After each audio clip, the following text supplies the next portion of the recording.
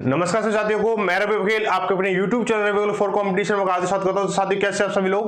उम्मीद करता हूं सब लोग ठीक ठाक होंगे और अपने अपने पढ़ाई में व्यस्त होंगे। और आज का नोटिस देख के, वीडियो देख के तो आप समझ ही चुके हैं वीडियो किस बारे में है। तो और भी कुछ चीजें जुड़ी हुई है इस चीज से, तो इसके बारे में बात करने वाले हैं। तो क्या क्या बातें रहने वाली, सारी चीज बात करेंगे, है ना। तो बहुत से बच्चे के लिए खुशी की बात है और बहुत से बच्चों के लिए दुख की बात भी है इस खबर के बारे में, है ना। तो इसके लिए थोड़ा सा पीछे चल के बात करेंगे, और पीछे चलने से मतलब थोड़ा सा 1 महीने पहले या 20 दिन पहले की बात करेंगे। तो एक या 1.5 महीने पहले या 30 दिन या 25 दिन कह सकते हो, वहां से लेकर आपको एक नोटिस पे नोटिस कुछ मिले थे, 2-3 नोटिस मिले थे। अखबार में न्यूज भी आई थी कि पेपर जो है वो सबसे पहले डेट आई थी कि 20 अक्टूबर को होना है ना, 20 अक्टूबर को। फिर उसके बाद आई थी कि 29 नवंबर को होना है। फिर आई थी मतलब एक दो, जो भी बहुत सारी न्यूज चली थी, आपको पता होगा। बच्चा उसमें असमंजस में था कि बच्चा मतलब तैयारी करे तो किस बेस पे करे। एक हमारा भी एक आधार होता है, बच्चे का भी एक आधार होता है कि भाई तैयारी जो करनी है हमें किस ड्यूरेशन में करनी है, किस चीज को लेकर चलनी है। मान चलो 1 हफ्ते बाद पेपर, तो 1 हफ्ते बाद की तैयारी 1 हफ्ते के हिसाब से करेगा वो। 1 महीने के बाद का पेपर, तो उस सिलेबस को उसी हिसाब से लेकर चलेगा। थोड़ा डीपली और पढ़ लें, थोड़ा डीपली और पढ़ लें। आप बोलो कि 2 दिन बाद पेपर है, थोड़ा ऊपर से कवर कर लें, टॉपिक कवर कर लें, हेडिंग कवर कर लें, वही काफी है। तो इस चीज के लेके बच्चों को कहीं ना कहीं डाउट था, संशय था। और आखिर में क्या हुआ, एक नोटिस आया, एक अखबार में न्यूज आई कि परीक्षा जो है आपकी नवंबर के अंतिम सप्ताह से शुरू कराई जाएंगी और दिसंबर के 15-16 दिसंबर कुछ ऐसे था, वहां तक आपकी परीक्षा कराई जाएंगी। तो बच्चा क्या थोड़ा निश्चिंत हो गया, तो उसने क्या अपनी तैयारी को थोड़ा उसी तरीके से ढाल दिया, है ना। तो अब एक नई डेट निकल के आई है, आप लोगों को पता है नई डेट क्या है, 12 नवंबर, है ना। 12 नवंबर निकल के आई है और ये आपको सबको पता चल चुका होगा 12 नवंबर जो डेट है वो किस चीज की है, यूपीएससी परीक्षा की है। और जिसमें आप बेसब्री से जी तोड़ मेहनत कर रहे हैं उस चीज के लिए है ना। तो भाई यहाँ पे क्या है, कुछ बच्चों को झटका क्या लगने वाला है, आप थोड़ा एक बार नोटिस देख लें। फिर वो नोटिस नहीं दिखाया, वैसे मैंने वीडियो बना दी, एक बार नोटिस देख लें आप। इस चीज को नोटिस देख लेते थोड़ा सा। ये देखो नोटिस दे रखा है, मोटा मोटा यही है यहाँ पे सब कुछ। ये जो दे रखा है, दूसरा पॉइंट, पहले पॉइंट में था भर्ती के बारे में दे रखा है, डेट दे रखी है। इसके बाद में दूसरे पॉइंट में दे रखा है आपका कि जो परीक्षा जो है 12 नवंबर से चालू कराई। पहली बात सुन लो कि 3 फेजेज में पेपर होने वाला है, 3 फेजेज में होगा। और दूसरी चीज ये है कि 3 पालियों में पेपर होगा। और कौन कौन सी पाली आप देख सकते हो कि हमारी पहली पाली जो 9 बजे चालू होगी, है ना, 9 बजे से चालू होगी, 9 बजे से, ठीक है, 9 बजे चालू होगी। और जो दूसरी पाली है वो 12:30 से 2:30 की रहेगी। और तीसरी जो पाली है वो 4 बजे से लेकर शाम को 6 बजे तक रहेगी। पेपर आपको पता है ऑनलाइन होने वाला है। अब जो इसके बारे में दे रखा है कि आपको जो फेसेस हैं वो क्या है, 12 नवंबर से 17 नवंबर रहेगा। इसका तो 19 से क्या रहेगा, 19 से रहेगा आपका 24, और 27 से 2 दिसंबर। इसका दे रखा 3 फेसेज हैं, 6 दिन के फेसेज हैं। ये सारी चीजें आपको दे रखी हैं। आपको बताया गया है, 1 मिनट, आपको बताया गया है इस नोटिस में, आप नोटिस देख लेना, इसको वेबसाइट पे जाकर मिल जाएगा आपको नोटिस। इसको मैं सीधा सीधा समझा देता हूं आपको कि आपको बताया गया है कि आपका जो पेपर होगा ना, उससे 10 दिन पहले आपको नोटिस दे दिया जाएगा कि आपका जो सेंटर है, परीक्षा एग्जाम जो यहाँ पे होना है वो किस डिस्ट्रिक्ट में होनी है। अब स्टेट तो बदलेगा नहीं, स्टेट तो यूपी का एग्जाम यूपी में रहेगा। तो 10 दिन पहले आपको बता दिया जाएगा, ठीक है। अब 3 दिन पहले, पेपर से 3 दिन पहले, यानी 12 तारीख को अगर पहला पेपर है तो लगभग 8 या 9 तारीख को आपको आपका रियल एडमिट कार्ड मिल जाएगा, जिससे आप परीक्षा दोगे। तो आपको किस सेंटर पे कहाँ गया, किस क्षेत्र में गया है, उस जिले के हिसाब से आपको मिल जाएगा। अब बच्चों को झटका लगने वाली अगर बात की जाए, तो बच्चों को झटका लगने वाली बात यह है कि अब तक कोई क्लेरिफिकेशन नहीं था भर्ती बोर्ड की तरफ से कि एग्जाम इतनी जल्दी से हो जाएगा।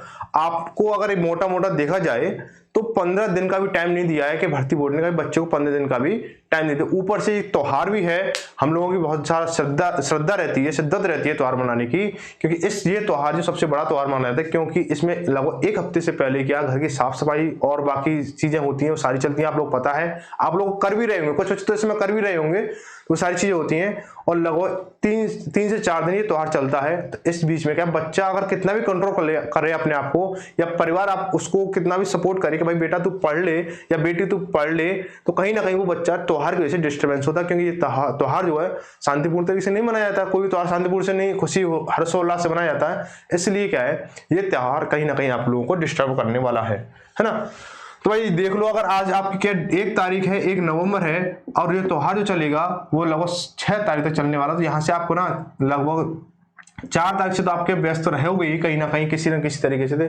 तो यहाँ पे जिन बच्चों का 12 नवंबर से पेपर है, तो उसको समझ लो कि तगड़ा वाला झटका है। अभी किसी को ये नहीं पता है कि किस बच्चे का पेपर किस फेसेज में होना है। और मैं आपको बता दूं कि जो 3 फेसेज है ना, 3 फेसेज, तो इनमें क्या है, एक टारगेट लगाया गया है कि एक फेज में 4 लाख बच्चे कवर किए जाएंगे। लगभग 4 लाख बच्चे कवर किए जाएंगे। लगभग 12.5 लाख बच्चे हैं, तो 4 लाख बच्चे कवर किए जाएंगे। तो भाई एक चीज मैं बताता हूं, अब तक जितना पढ़ा जाए उतना पढ़ लेना। जो काम है, वो जो भी काम है, घर के बाहर के अंदर के ऊपर के नीचे के जो भी काम है, सारे एक साइड रख दो भाई, क्योंकि ऐसा मौका दोबारा नहीं मिलेगा। आपको पता है कि ये जो भर्ती है ना, यूपीएससी की भर्ती जो है, ये जैसे पंचवर्षीय योजना होती है ना, ये पंचवर्षीय योजना हो गई हमारी यूपी में। तो क्योंकि पिछली बार जैसे पता है आपको 2016 में आई थी, है ना, 2016 में आई थी, मैंने आपको पिछली वीडियो में बताया था। इसके बाद बताया था कि 2011 में आई थी, अब 2021 चल रही है। अब आगे होने वाली भर्ती जो होगी, मेरे हिसाब से जो पंचवर्षीय योजना सीधी सीधी बन रही है यहाँ पे, तो आगे भर्ती जो होगी इसके हिसाब से 2026 में जाने वाली है। तो भाई इसलिए जो भी आप काम कर रहे हो ना, सारे साइड में कर दो, सारे साइड में कर दो, आपका सपना पूरा होना चाहिए। ठीक है, अब ये ना कोई कहे कि त्योहार बीच में है, कि भैया के यहाँ भाभी को जाना, कि बहन को भैया के यहाँ जाना, जो भी सारी चीजें वो सारी चीज साइड में रखते हैं। दौज मनानी, ये मनाना, भाई दौज बन जाएगी आराम से। 5 मिनट का त्योहार होता है, उसे कर लेना आराम, शांतिपूर्ण करना। इस दिवाली 1-2 पटाखे चला लेना, मैं मना भी नहीं करूंगा, क्योंकि भाई ये हमारे त्योहार है, मतलब बहुत बड़ा त्योहार है, इसलिए 1-2 पटाखे शौकीन के तौर पर चला लेना।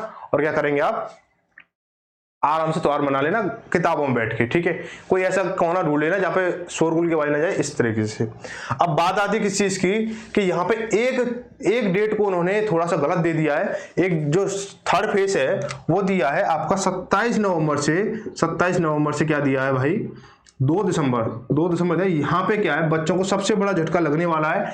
यहाँ पे जो सबसे बड़ा झटका क्या लगने वाला है, यहाँ पर या तो इस पेपर को आगे होना चाहिए या पीछे के लिए, तो मतलब फेसेस दे रखे हैं कि 12 से तुम्हारा 19 दे दिया, 12 से 17 दे दिया, 12 17 और 19 से 26 दे दिया, है ना, 19-26 दे दिया, सॉरी 24 नवंबर, ये डेट दे रखी है। अब यहाँ पे ना, अब आपको बहुत बड़ा तगड़ा झटका ये लगने वाला है कि आप ना, जो भी बच्चा ऐसा के पेपर दे रहा है, वो कहीं ना कहीं ग्रेजुएशन तो है, चाहे बीएससी हो या बीएससी, ये मैटर नहीं, ग्रेजुएशन है। और कुछ बच्चे ऐसे हुए हैं जिसमें बीएड वाले भी छात्र हैं, अभ्यर्थी हैं, जैसे प्रशिक्षु बोलते हैं, और वो जो है उनका जो पेपर होना है इन 2 डेटों के बीच में ही होना है, 28 नवंबर को होना है। आपको ये भी पता होगा जो भाई टेट के लिए तैयारी कर रहे हैं, तो सबसे बड़ा झटका उन लोगों को लगने वाला है। क्या कोई बच्चा उसमें ऐसा ना फंस जाए कि ये 28 नवंबर वाला भाई दिक्कत हो जाए। तो यहाँ पे थोड़ा सा भर्ती बोर्ड को ध्यान देने वाली बात है कि या तो यहाँ पे इस फेसेस को थोड़ा सा आगे करें, या इसको मतलब कहीं ना कहीं मिसमैच करना होगा, मैच ना हो। ये थोड़ी सी आपको थोड़ा भर्ती बोर्ड को ध्यान में रखना चाहिए था कि यहाँ पे ये थोड़ा गलत कर दिया है। तो सबसे बड़ा झटका लगने वाली ये बात ये है, अगर किसी बच्चे का पेपर अगर 28 नवंबर का है यूपीएससी का, और उस बच्चे का अगर यूपी टेट का जो पेपर है वो भी है, तो भाई बच्चे को एक चीज चुननी होगी, है ना।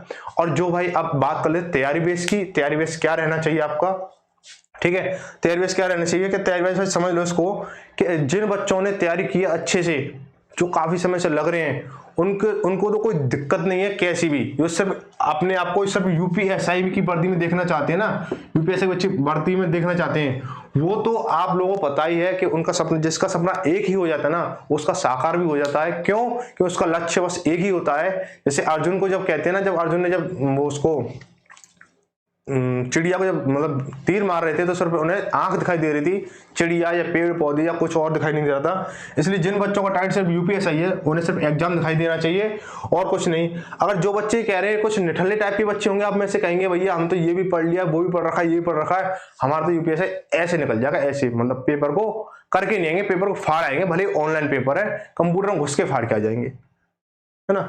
तो इस तरह से नहीं है। अगर आपने वाकई में तैयारी की है तो आपको कोई दिक्कत वाली बात नहीं है। अगर आपने तैयारी थोड़ी हल्की पुल्की की है तो भाई मैं सीधी बात कहूंगा कि आप कोई और ऑप्शन ढूंढ लें, क्योंकि इस भर्ती में आपका बहुत कम चांस है, क्योंकि 12.5 लाख बच्चे हैं, 12.5 लाख बच्चे हैं और उसमें से आप में कितनी वैकेंसी हैं, 9,534 वैकेंसियां हैं। इसमें से समझ लो कि किन बच्चों का नंबर आएगा कि आप जैसे कहते हैं ना कि मैं ये भी कर रहा हूं, मैं वो भी कर रहा हूं, साथ में तैयारी भी कर रहा हूं, या फिर मैं 1 घंटे दिन में निकाल लेता हूं या आधा घंटा दिन में पढ़ लेता हूं यूपीएससी के लिए, तो भैया वो बस छोड़ दो लड़कों कि और भर्ती की तैयारी करो। ग्रुप डी आ रही है पीछे, एनटीपीसी चल रही है, इस चीज को थोड़ा सा ध्यान में लें, ठीक है।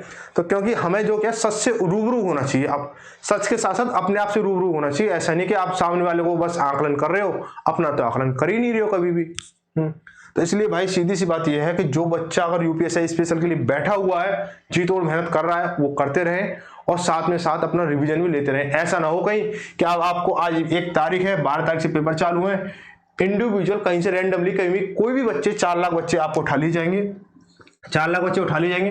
तो जिससे क्या है, कोई नहीं पता किसको कि 4 लाख मतलब जो 12.5 लाख में किस 4 लाख बच्चों का नंबर यहाँ पे आने वाला। पहले फेजेस में 12 नंबर को पेपर किसका होगा, ये तो सिर्फ किसको पता चलेगा, 4 या 5 तारीख में पता चलने वाला है। 4 या 5 क्यों, 3 तारीख में पता चल जाना चाहिए लगभग, 3 तारीख में, परसों पता चल जाने की, 10 दिन पहले की बात की गई है। 10 दिन पहले आपको मैसेज के थ्रू या किसी थ्रू आपको जानकारी मिल जाएगी।